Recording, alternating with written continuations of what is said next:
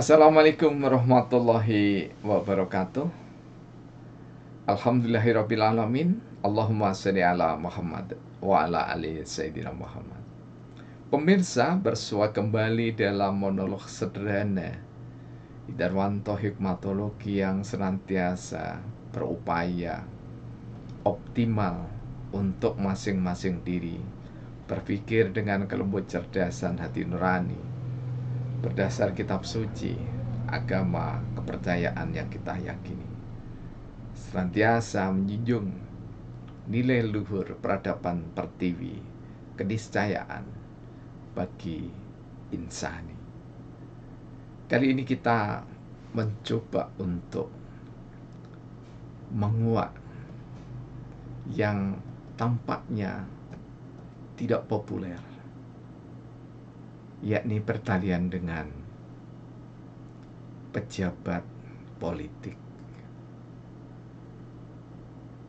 Apa yang disebut dengan pejabat politik? Khususnya bagi saudara-saudara kami yang ada di pedesaan dan saudara-saudara mahasiswa pemula. Pejabat politik adalah mudahnya seseorang yang tidak meniti karir, tapi berupaya untuk berlomba, bahkan sekarang di era reformasi bertanding. Ya. Kalau berlomba itu dulu kan seringkali sudah nyaris ditentukan siapa yang paling berhak atas perlombaan itu, artinya yang memenangkan perlombaan itu di zaman Orde Baru. Pejabat politik mulai dari presiden itu sendiri sampai dengan ke bawah tataran lurah ataupun kepala desa, nyaris bisa ditebak siapa yang akan memegangnya. Namun ketika era reformasi tiba, euforia, luap gembira politik yang nyaris berlebihan atau sudah berlebihan menyebabkan segala tatanan yang sudah ada berubah total. Pejabat politik di era Orde Baru senantiasa diduduki oleh orang-orang yang sudah ditunjuk. Dan mereka yang ditunjuk tentu saja secara akademik memiliki kapabilitas yang tidak diragukan, karena sudah mengenyam pendidikan kepemimpinan yang bertalian dengan strategi bagaimana membuat perencanaan, kemudian menggalang massa, menggerakkan massa, bahkan memobilisasi massa dengan pergerakan-pergerakannya. Contoh yakni adalah pergerakan pembinaan kesejahteraan keluarga dahulunya, yakni PKK. Ada pergerakan yang bernama keluarga berencana. Pergerakan-pergerakan ini bisa berhasil di tangan Orde Baru karena ada sistematisasi kepemimpinan yang bisa dikatakan tertutup. Tentu saja ada lebih dan kurangnya. Tertutup maknanya bahwa tidak semua orang bisa berlomba untuk menjadi pimpinan. Sedangkan di era reformasi sangat terbuka sekali. Siapapun, mulai dari bakul soto, bakul bakso, sampai dengan konglomerat yang sudah punya perusahaan macam-macam, bisa menduduki kepemimpinan daerah atau kepala daerah, bahkan sampai kementerian, jika seseorang itu didukung oleh partai politik, lebih dari itu didukung oleh harta benda. Tentu kita tidak rindu masa lalu, tetapi mari kita yang paling sederhana berbicara tentang keberadaan babar jagat. Ini yang tidak lazim dibicarakan di tengah masyarakat. Badan Pertimbangan Jabatan dan Kepangkatan itu sampai hari ini masih dalam kuasa tahta pejabat politik. Artinya pejabat politik, kepala daerah, bupati, wali kota, gubernur, dan seterusnya sampai hak prerogatif presiden itu menentukan segalanya. Jadi wali kota, bupati, dan seterusnya yang masa kepemimpinannya secara formal ideal itu 5 tahun, mereka bisa menentukan pejabat-pejabat struktural dan juga bisa menempatkan aparatur sipil negara yang fungsional. Menetapkan di sini termasuk di dalamnya adalah rasa dianggap ini disukai untuk ditempatkan di satu jabatan tertentu, maka serta-merta dalam hitungan bulan seorang camat ataupun yang lainnya, kepala dinas, itu bisa dipindahkan dimanapun pejabat politik itu mau. Tentu pembicaraan yang saya sampaikan bukan sekedar isapan jempol, tapi data ini kami gali sudah sangat lama, sejak era Orde Baru sampai kini.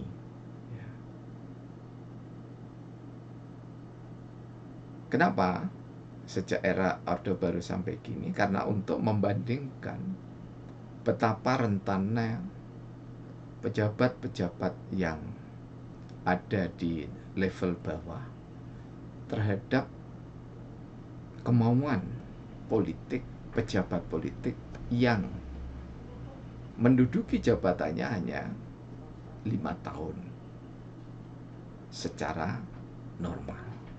Ya, ada yang 2 tahun kalau sekarang. Seorang camat memimpin dalam waktu 2 bulan.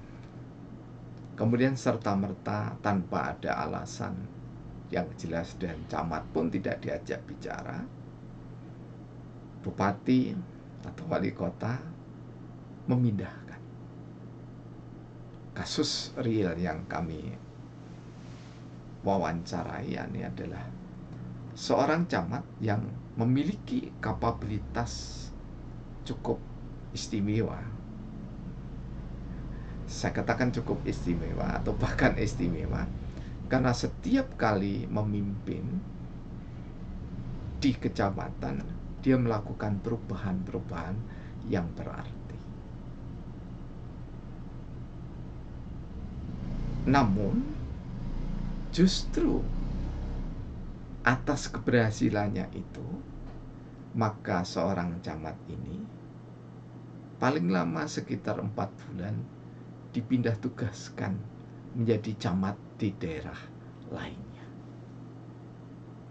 Mengapa bisa seperti ini? Karena camat dan kepala dinas serta jajaran yang lainnya tidak ada ketetapan seperti pejabat politik. Ini mestinya sekarang sudah harus dipikirkan oleh DPRD, DPR, dan yang lainnya, termasuk pejabat-pejabat politik itu sendiri. Mereka seharusnya tahu diri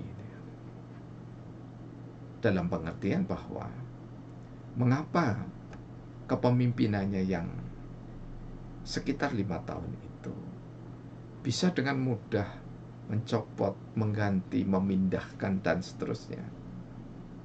Bahkan memberikan punishment, hukuman, tidak diberikan jabatan.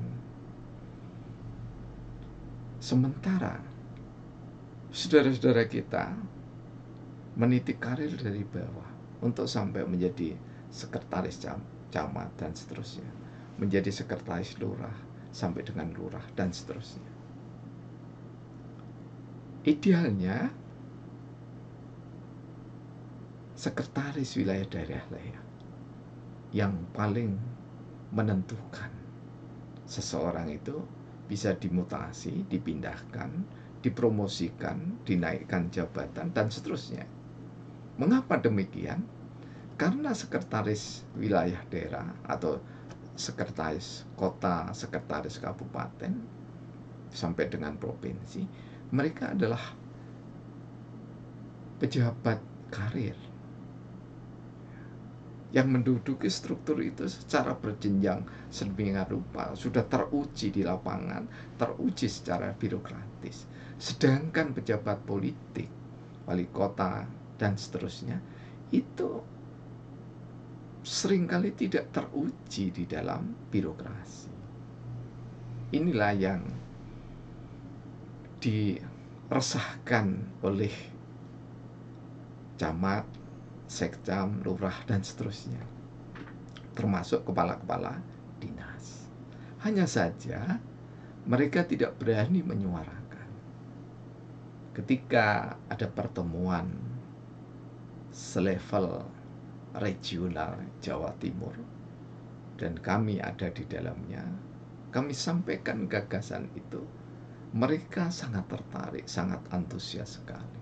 Namun apa yang dikatakan oleh mereka, kami tidak punya keberanian untuk itu. Karena Bapak tidak memerintahkan. Artinya bahwa bupatinya, wali kotanya tidak punya ide untuk membuat peraturan daerah agar sekcam, seklur, lurah, camat itu ketika diangkat menduduki masa tertentu. Karena apa? Kalau saja yang saya sebutkan tadi memiliki masa 5 tahun, setidaknya tahun pertama itu untuk merancang perencanaan ke depan, membangun wilayahnya.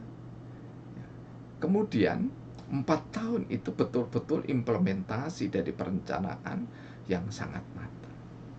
Artinya tidak berarti 1 tahun penuh itu membuat perencanaan saja, tetap ada actionnya, tetapi secara ideal.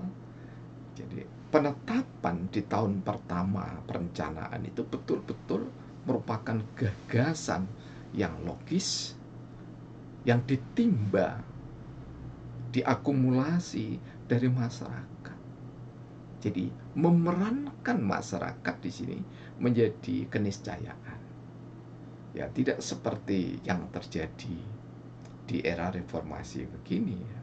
Ketika wali kota atau bupati tidak punya wilayah untuk digarap menjadi proyek, maka tidak jarang ya, bangunan-bangunan yang sudah mapan itu dibongkar. Kemudian tidak jelas apa peruntukannya. Contoh saja dijadikan destinasi wisata, tetapi wisata apa yang ditawarkan belum dipersiapkan. Ini contoh bahwa tidak ada perencanaan yang matang, atau belum ada perencanaan yang matang yang melibatkan kesadaran warga untuk membangun daerahnya.